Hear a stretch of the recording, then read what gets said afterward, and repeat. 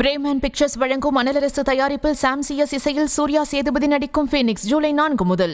வார விடுமுறையொட்டி கன்னியாகுமரி மாவட்டம் திருப்பரப்பு அருவியில் குவிந்த ஏராளமான சுற்றுலா பயணிகள் குடும்பமாக ஆர்ப்பரித்து கொட்டும் அருவியில் நீண்ட நேரம் நீராடி மகிழ்ந்தனர்.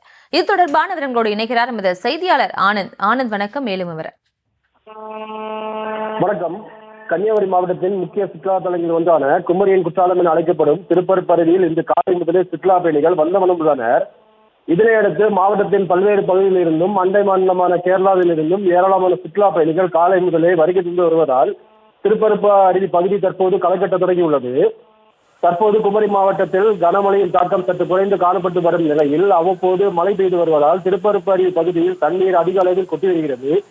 இதனையடுத்து இன்று வார விடுமுறை ஞாயிற்றுக்கிழமை என்பதால் திருப்பரப்பு அருவிக்கு குவியும் சுற்றுலா பயணிகள் அருவியில் கொட்டும் தண்ணீரில் நீண்ட நேரம் நீராடி மகிழ்ச்சி அடைந்து வருகின்றனர். மேலும் திருப்பரப்பு அருவியில் மெயின் அருவி பகுதியில் தண்ணீர் ஆக்ரோஷமாக கொட்டி வருவதால் தண்ணீர் குறைவாக உள்ள பகுதியில் மட்டுமே தற்போது சுற்றுலா பயணிகள் குளிக்க அனுமதியானது வழங்கப்பட்டுள்ளது. வணக்கம்.